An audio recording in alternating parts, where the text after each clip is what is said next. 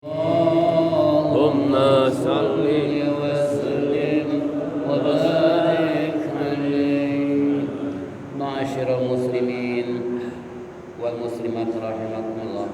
Bapak-bapak, ibu-ibu, hadirin jamaah, kembali di pagi menjelang siang kita duduk bersimpuh bersama-sama di tempat yang mulia dalam rangka menindaklanjuti ta'lim rutin pada subuh di hari Sabtu. Oleh karena itu manfaatkanlah sebaik-baiknya untuk lebih meningkatkan wawasan kita, memperkuat ukhuwah Islam di antara kita, dan sekaligus menanamkan iman dan Islam kita agar tumbuh takwa kepada Allah dengan sebenar-benarnya takwa. Harapan kita mudah-mudahan apa yang kita lakukan semua ini mendapat ridha Allah Subhanahu wa taala, taufik dan hidayah, rahmat dan inayah selalu menyertai kehidupan kita sehingga kelak mati husnul khatimah. Amin ya rabbal alamin. Baiklah hadirin jamaah rahimakumullah, kita akan membaca, mendengar dan menyimak apa yang terkandung dalam kitab Al-Jawahirul Kalamiyah fi Aqidatul Islamiyah dalam masalah mada yastahilu 'alal anbiya. Halaman mana kita? 53. Satu lagi mana? Sin. Ila kana isyan. Oh, itu deh. Saya kita kasih.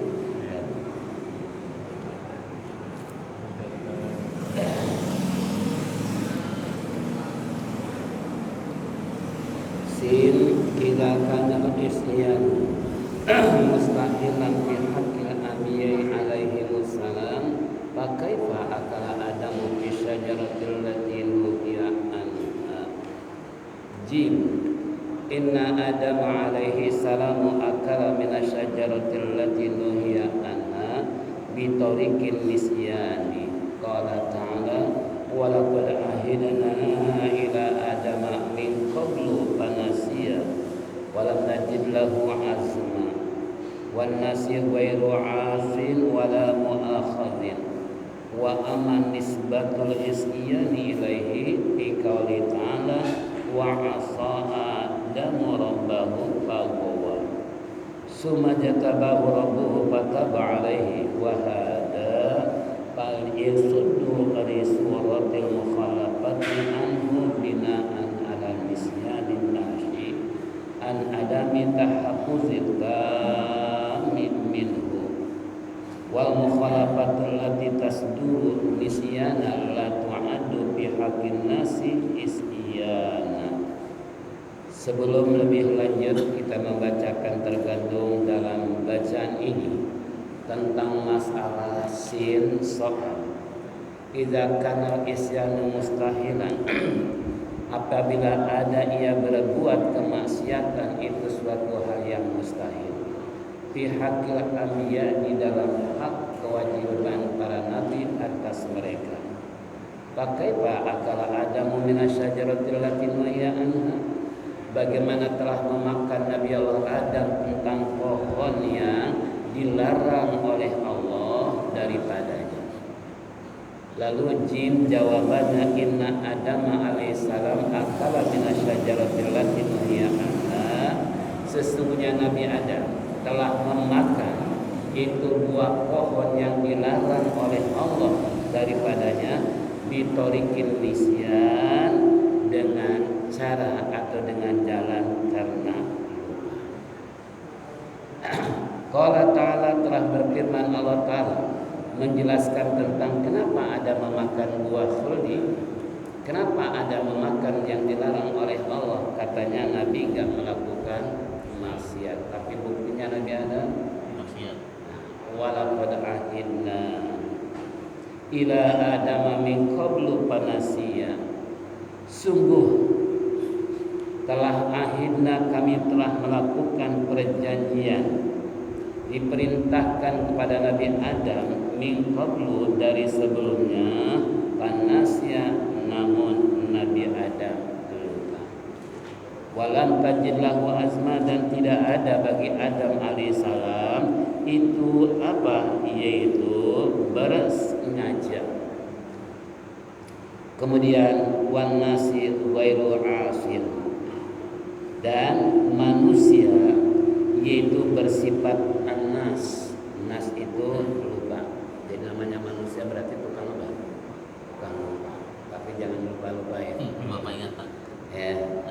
wan nasi, yaitu bahwa manusia adalah lupa. Ghairu yang tidak istilahnya dibilang asin, yaitu durhaka, wala mu'akhadin, dan tidak pula istilahnya dikatakan atau dihukum atau disiksa. Wa amma, adapun nisbatu, disandarkannya kepada maksiat kepada Nabi Adam alaihissalam fi qouli ta'ala, berdasarkan firman Allah, wa asa Adamu rabbahu faghawa, di mana Nabi Adam telah berbuat durhaka, telah maksiat kepada Tuhannya. Kenapa? Karena faghawa. Apa faghawa? Sesat. Summa jatabahu, kemudian yaitu dia memilih menghindar daripada robahu Tuhannya, pataba, kemudian di mana Allah menerima tobat alaihi, atas Nabi Adam perbuatannya. Wahada, dan memberikan yaitu petunjuk alias hudur, yang muncul, yang timbul daripada yaitu pelanggaran surah mukhalafah yang berbeda daripadanya, binaan dalam membentuk ala nisyati, kelupaannya manusia, an adami tahafuzi, daripada kurangnya tahafuz, pemeliharaan yang sempurna daripada Adam. Wal mukhalafatu, dan pelanggaran yang tasduru, yang muncul, yang timbul, nisyana, karena lupa, la tu'adu, tidak dianggap, fi haqqin nasi, dalam hak yaitu an-nasi, lupanya isyani, daripada maksiat alias durhaka.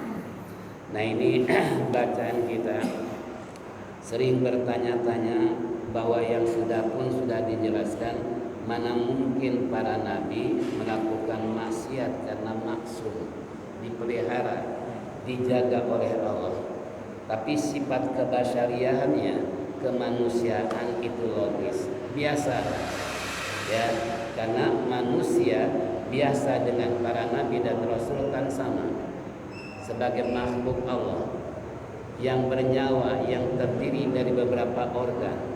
Nah, sehingga terjadinya masalah sakit, lapar, haus, ngantuk, tidur boleh jadi sama dengan kita, tapi yang dibedakan oleh Allah maksumnya ini, dipelihara oleh Allah, dijaga oleh Allah dari maksiat. Nah, timbul pertanyaan tadi, kok Nabi Adam kan itu melakukan pelanggaran yang dilarang oleh Allah, yang Allah firmankan, ya Adam uskun anta wa zaujukal jannah wala taqraba hadhihi syajarata fatakuna minal zalimin.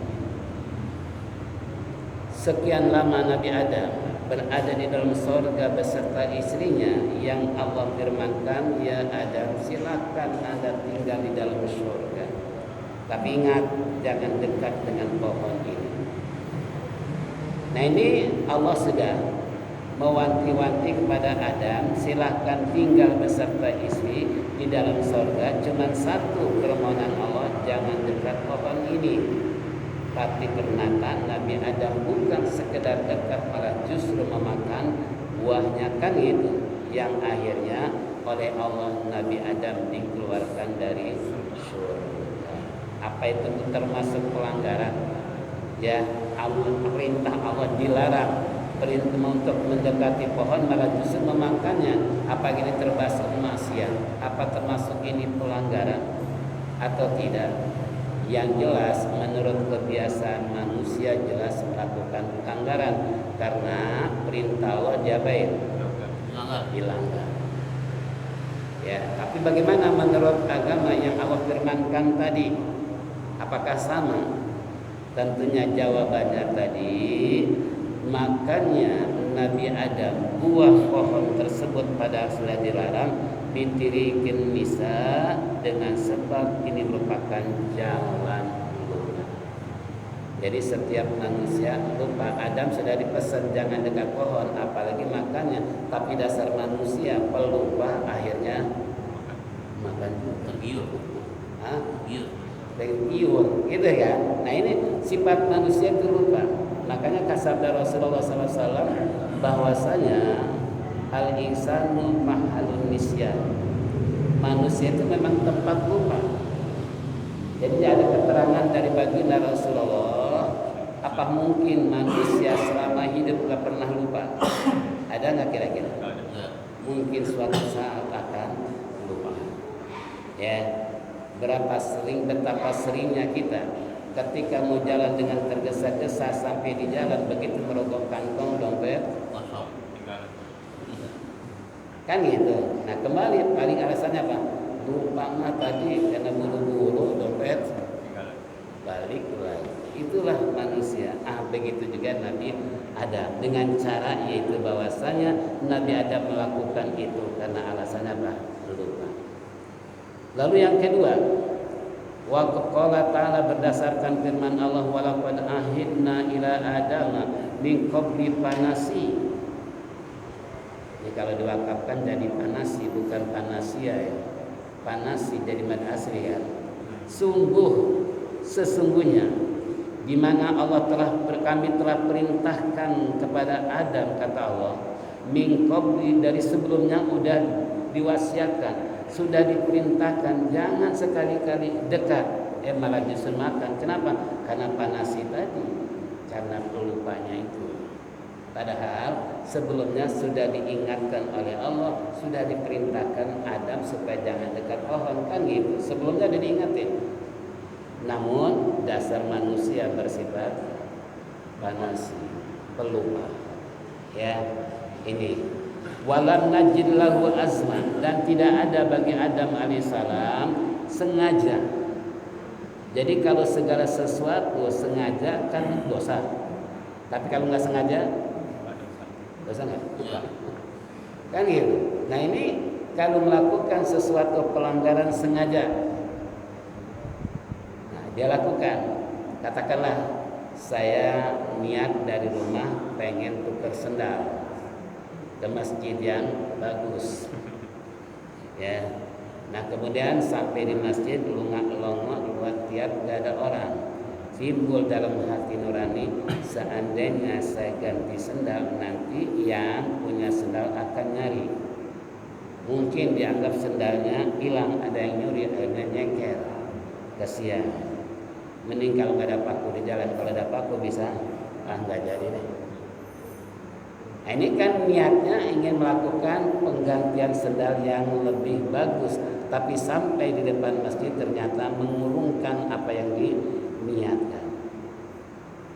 Nah ini perbuatan seperti ini, bahwasanya dia kalau melakukan pencurian kena hukum, tapi nggak melakukan pencurian malah dapat pahala. Dapat pahala. Kenapa? Ya karena tadi niatnya untuk menggantikan sendal yang baru diurungkan, tidak jadi. Nah, yang seharusnya kalau dia lakukan itu penukaran sendal dapat dosa, tapi karena nggak jadi, akhirnya bukan dapat dosa malah dapat pahala. Nah, jadi di sini kembali nggak ada unsur sengaja Nabi Adam untuk memakan buah khuldi. Wanasi, dan orang itu adalah sifatnya an-nasi, pelupa. Ya.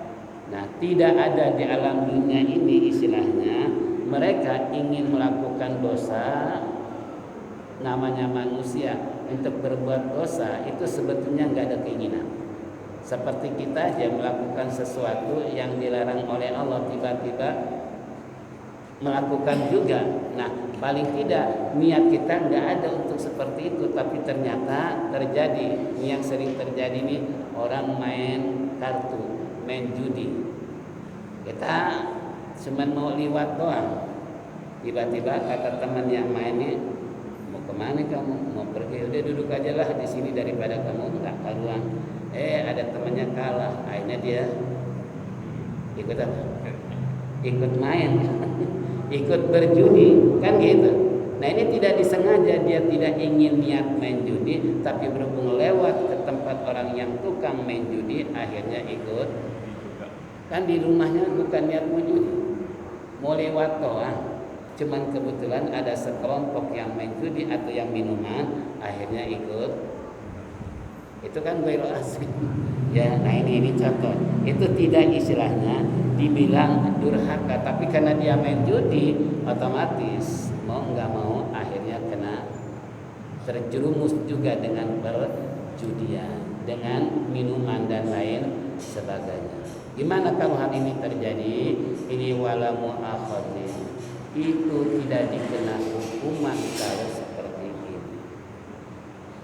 Seperti orang yang lagi puasa, contoh, lagi puasa tiba-tiba main minum aja tuh air di gelas atau ngambil di kulkas. Setelah diberitahukan sama anak atau istrinya, lah bukan lagi puasa, astagfirullahaladzim, iya lupa. Kena hukum kan? Enggak. Puasanya batal kan? Enggak. Enggak kan? Kenapa? Ya tadi. Karena tidak ada kesengajaan dia untuk minum sedang puasa, karena tadi lupa, akhirnya hukum nggak berlaku bagi orang yang lupa. Asal jangan dilupain. Kan tahu kita lagi puasa main minuman aja, padahal dia tahu lagi puasa, sengaja minum jadi batal, yang kedua jadi haram, malah dosa, wajib qada. Kita pernah nggak terjadi seperti ini? Mungkin sekarang sih enggak, waktu kecil kan sering terjadi seperti itu. Contohnya seperti itulah ya, dia nggak istilahnya nggak sengaja untuk minum di pagi hari, sarapan di pagi hari, setelah habis satu piring ada orang mengingatkan, loh Pak, ini kan bulan Ramadan kenapa makan? Ya Allah lupa, padahal udah satu piring. Kalau menurut akal kan puasanya batal, jelas dosa, wajib qada, tapi karena lupa tadi akhirnya hukum ditiadakan karena lupanya ini. Ya, nah ini contoh, tapi jangan dipraktekin ya. Jangan dipraktekin. Nah ini contoh seperti itu. Nah kemudian yang terbitnya ini yang ketiga, wa qala ta'ala, telah berfirman Allah Ta'ala, wa asa adamu rabbahu fagawa, dan di mana Nabi Adam telah melakukan perbuatan dosa alias pelanggaran terhadap perintah Tuhannya, perintah Allah Subhanahu wa taala, pagawa, karena sesat. Nah, karena sesatnya di luar daya ingat Nabi Adam, dipesan Allah jangan dekat pohon ini, malah makan. Ini dianggap oleh Allah ini termasuk orang yang sesat. Makanya kita sebagai manusia nggak menutup kemungkinan apakah sesatnya ini sengaja atau tidak, wallahu a'lam. Karena berapa banyak orang yang dalam hidup dan kehidupan melakukan satu pelanggaran dan yang menuju ke arah yang sesat. Ini na'udzubillah min dzalik ya. Makanya kita hidup dan kehidupan hati-hati.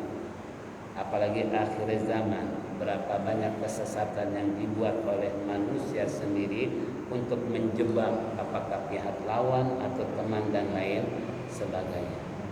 Nah ini kembali buat kita, itulah Adam kenapa memakan buah ya, contoh berdasarkan dua firman Allah. Summa jatabahu, kemudian di mana Adam alaihissalam, Allah Subhanahu wa taala Tuhannya Nabi Adam, fataba alaihi, menerima daripada sadarnya tobatnya Nabi Adam telah melakukan satu pelanggaran. Nah, begitu dia tobat kepada Allah, kemudian oleh Allah Subhanahu wa taala diterima tobatnya. Malah kalau kita membaca dalam sebuah tafsir itu mencapai 300 tahun Nabi Adam. Di samping mencari istrinya, karena di dalam tafsir kan Nabi Adam diturunkan di daerah negara Hindia kan, sementara Siti Hawa di Jeddah. Nah kira-kira antara India dengan Jeddah berapa ratus kilometer? 300.000 kilometer. 300.000 kilometer waktu itu belum ada Gojek, belum ada kendaraan, belum ada apapun alat transportasi, itu pun manusia cuma dua-duanya, Nabi Adam dan Siti Hawa. Nah sementara Allah tempatkan posisi Adam di India, Hawa di Jeddah. Makanya Jeddah kan nenek. Istilah Jeddah kan nenek. Cucu saya manggil uminya namanya apa? Jeddah. Ya Jeddah. Kalau manggil saya apa? Jaddah. Jadi. Nah Jeddah jadi. Jadi itu kakek. Jeddah nenek. Nah coba pantas kalau seandainya saling cari mencari dengan kesedihan dan tangisan yang benar-benar menyesali selama perjalanan. Coba kalau Allah berikan satu bacaan yang dibaca oleh Nabi Adam selama perjalanan sebelum mendapatkan Adam bertemu Hawa bertemu. Coba kita bayangkan Rabbana zalamna anfusana wa illam taghfir lana wa tarhamna lanakunanna minal khasirin. Ya. Kalau orang-orang Sunda kan dikatakan seperti jadi syair. Rabbana ya Rabbana Rabbana zalamna anfusana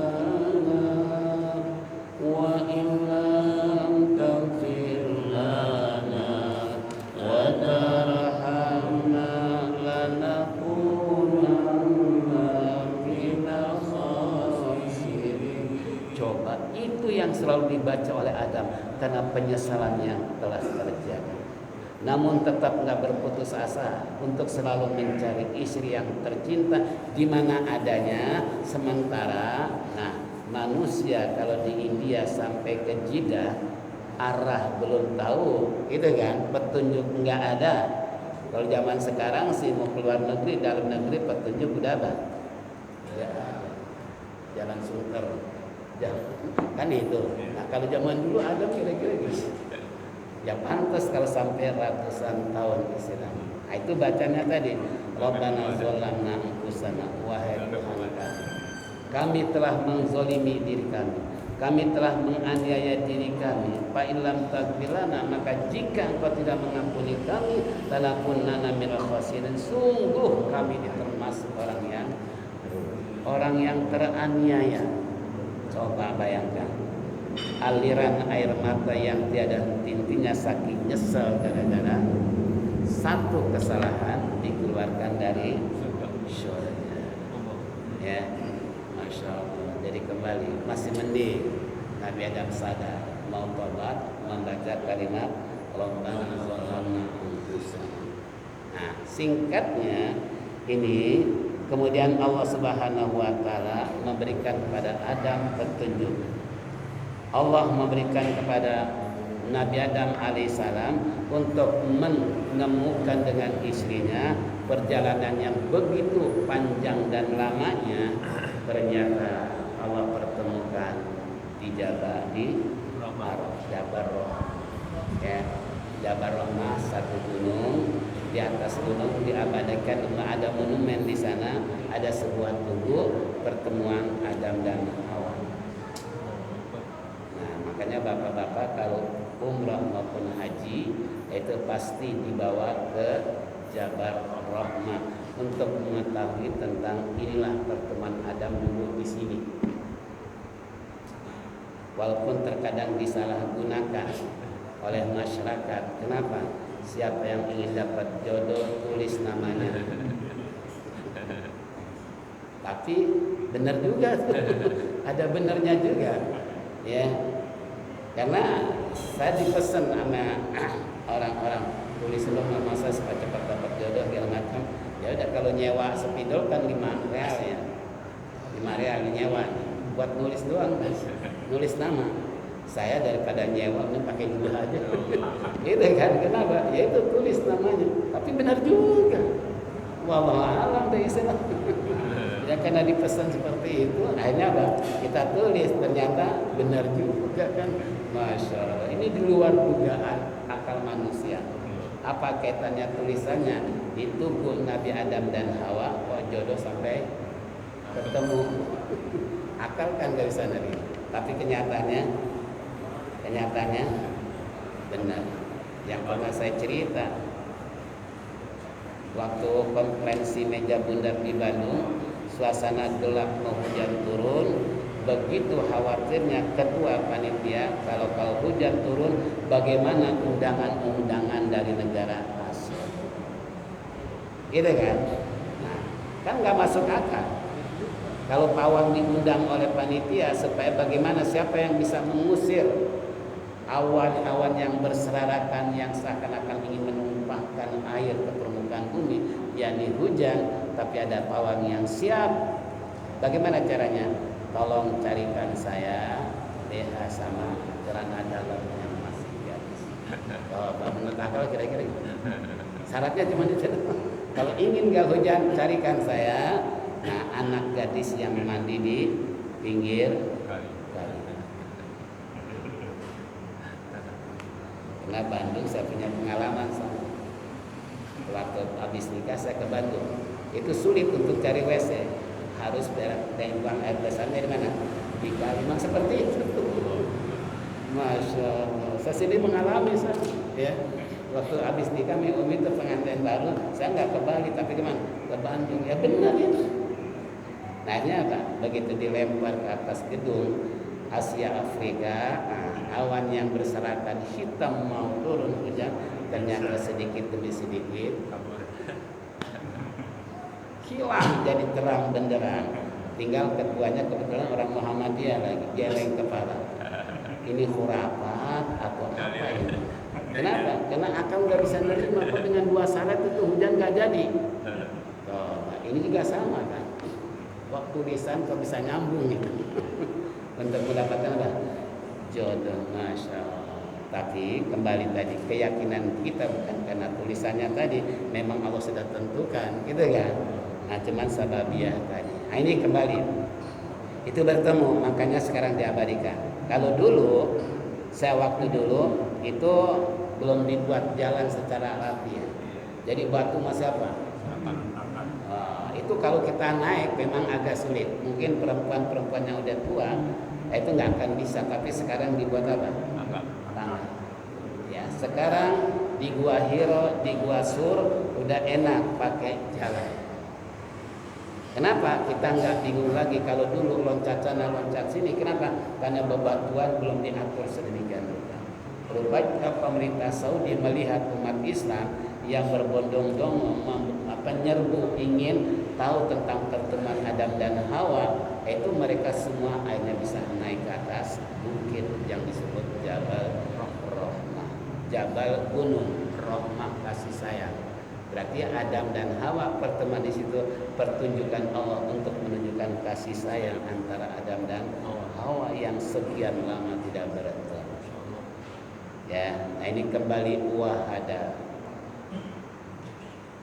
Kemudian pali suduri suratil mukhalafati, maka timbul istilahnya surati, yaitu pelanggaran yang dilakukan oleh Adam dalam perselisihan daripadanya, binaan karena membangun ala nisyani tadi atas lupanya yang nasi yang terbit yang muncul an adami tahapudi karena tidaknya memelihara secara sempurna daripadanya. Jadi Nabi Adam lupa pesan Allah, padahal udah mewanti-wanti jangan dekat pohon ini, tapi silakan tinggal di surga asal jangan dekat aja pohon ini. Ya tadi, jadi tahafuzi tamim minhu, yaitu tidaknya Adam alaihissalam memelihara secara sempurna pesan dari Allah jangan dekat pohon, karena lupa bukan dekat aja tapi malah justru memakannya. Ini pun kembali kalau sejarah banyak cerita, karena paksaan istrinya, yang istrinya dirayu oleh iblis yang tahunan ada di surga, nggak rela iblis kalau Adam tinggal di. Nah sekarang gimana untuk merayu supaya Adam makan? Jadi kesimpulannya memang skenarionya udah diatur. Kalau Adam kalau nggak dikeluarkan dari surga, kira-kira normal nggak kita? Ada nggak manusia? Nah, hikmahnya kan gitu. Itu udah dibuat skenario sekalian sedemikian rupa oleh Allah Subhanahu Wa Taala. Kalau Adam sampai nggak melakukan pelanggaran, maka manusia tidak akan ada di dunia. Tapi dengan sebab melakukan pelanggaran, akhirnya ada manusia. Ya memang udah begitu ceritanya itu, ya.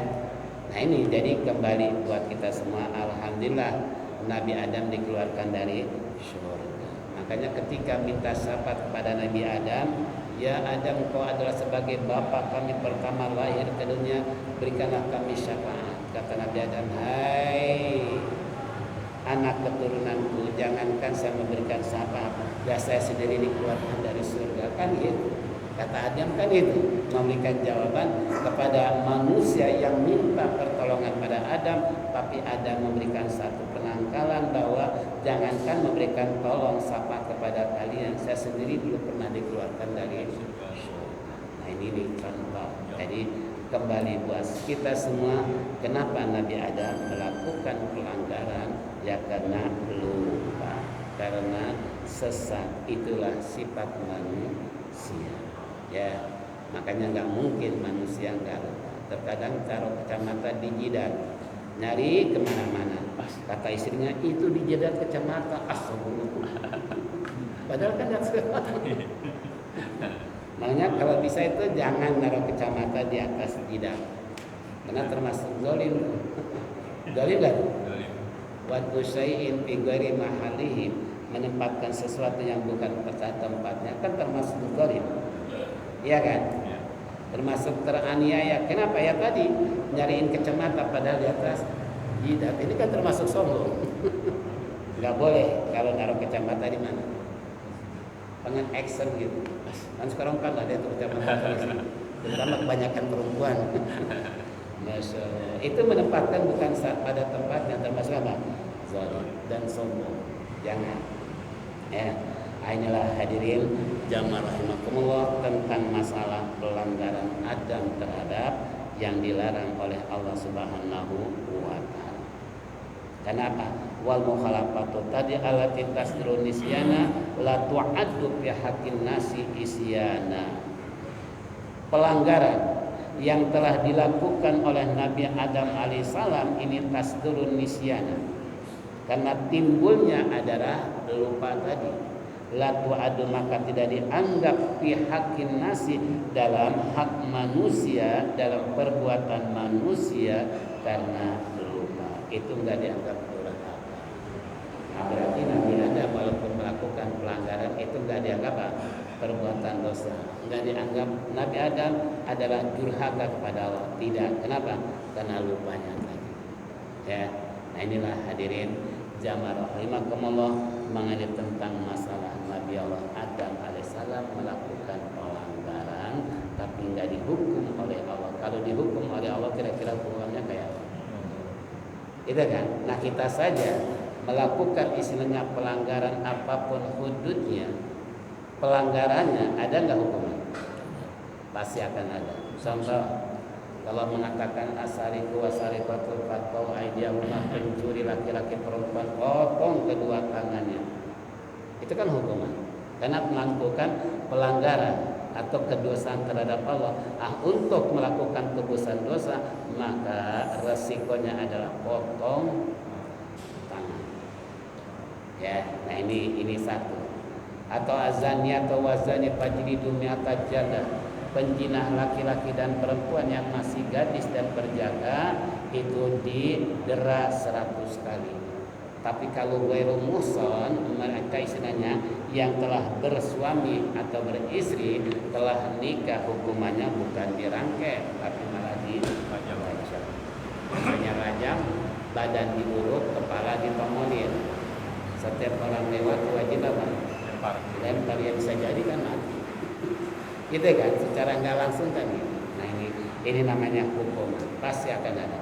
Yang mabok minuman dirangket 80 kali setelah zaman Umar bin Khattab. Ini kembali pasti ada hukum. Untuk apa? Untuk menimbulkan kejerahan manusia supaya tidak melakukan pelanggaran seperti itu. Contoh, yang dia telah melakukan pencuri, potong tangannya. Jadi kalau orang mau mencuri, berpikir 2 kali. Seandainya pencuri ketangkap basah, tangan saya dipotong, nggak jadi. Itu kan. Seandainya saya melakukan zina, saya melakukan kemudian dirangket, sampai atau dirajam sampai mati. Ketika mau melakukan timbul perasaan takut, enggak jadi. Ya.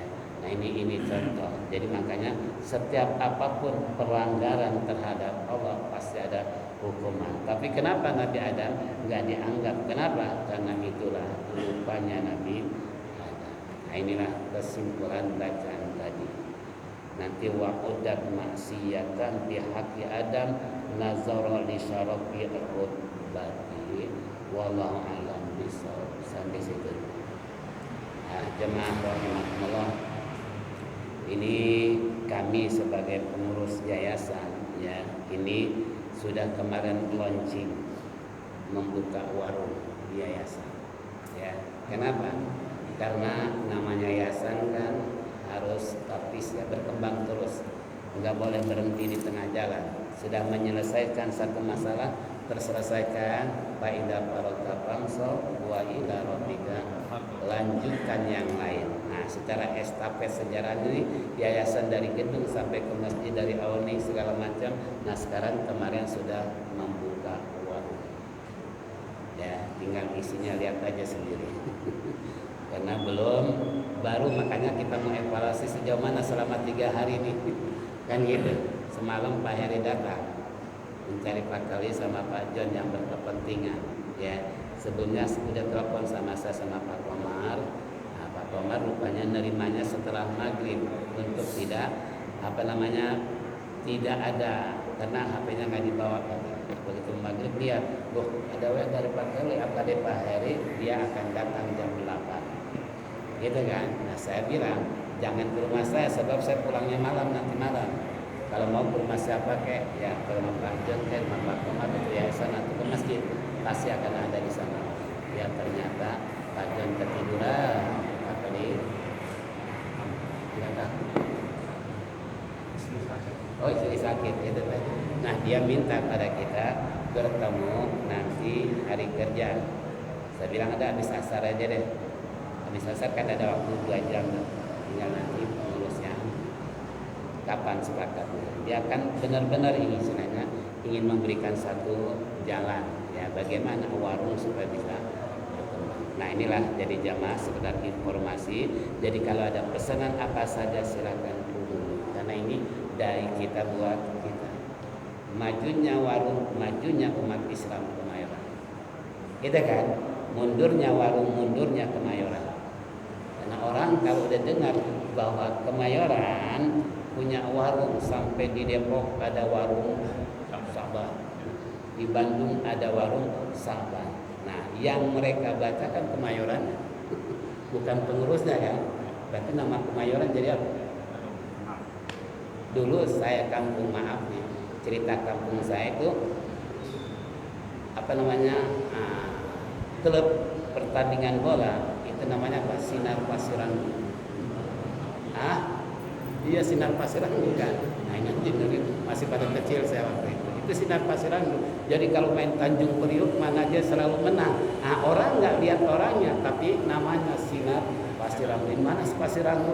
Di daerah sana. Nah, itu contoh seperti itu. Ya makanya kita ambil pelajaran banyak lah. Anak saya ngajar di Robani, pusatnya di Bandung, tapi di mana saja Robani udah. Nah, siapa tahu warung Sabar pun ada di mana. Tapi dengan catatan tadi, saling tunjang menunjang, saling tolong menolong, bantu membantu. Gimana upaya warung bisa berkembang? Kalau bukan kita, siapa lagi? Siapa lagi? Karena keuntungan kan bukan untuk pribadi, tapi untuk apa?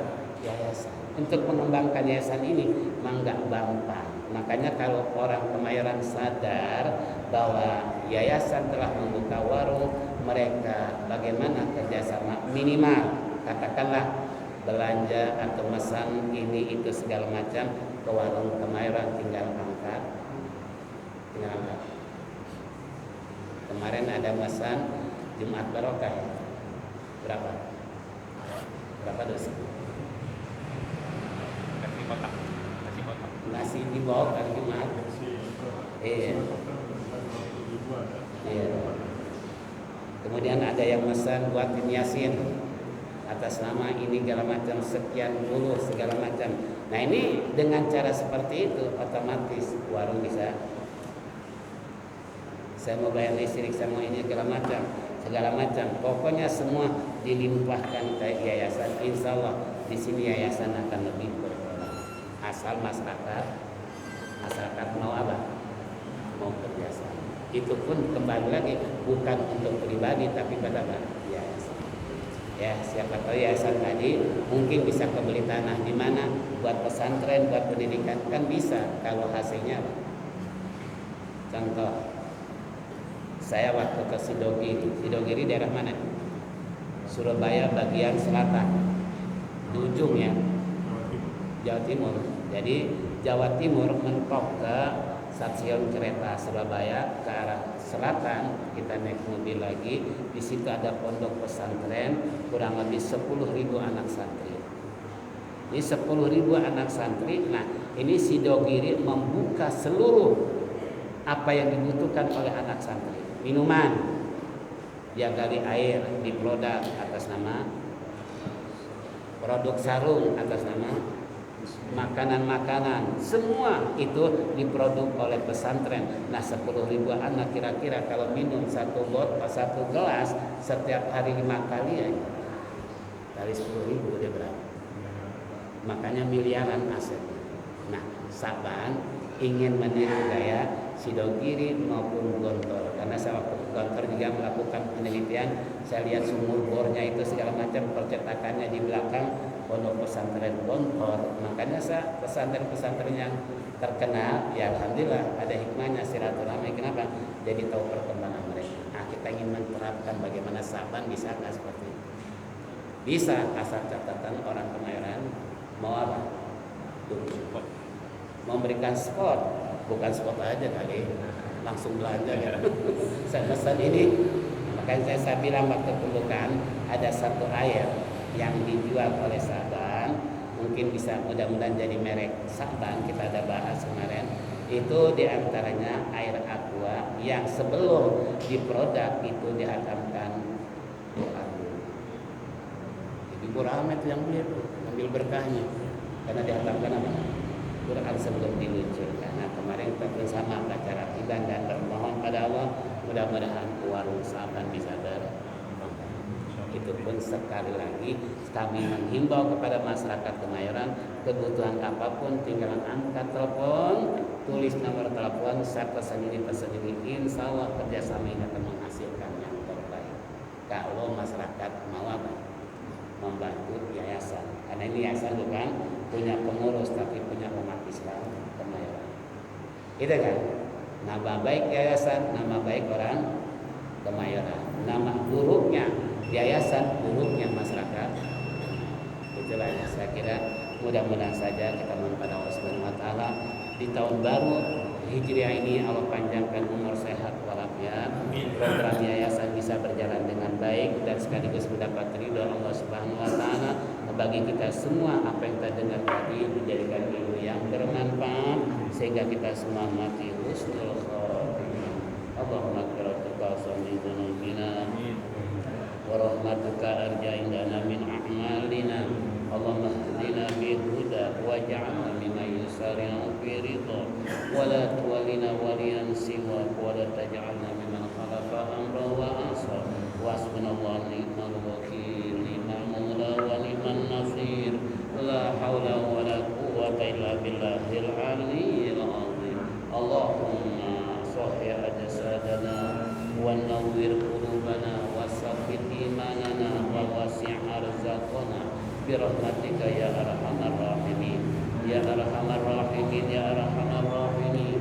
Rabbana hab lana min ibadika sholihin, Rabbana atina fid dunya hasanah wa fil akhirati hasanah wa qina adzabannar.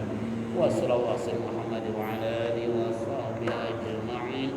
Da'wahum biha subhanakallah wa tahiyyatuhum biha salam wa la alhamdulillahi rabbil alamin.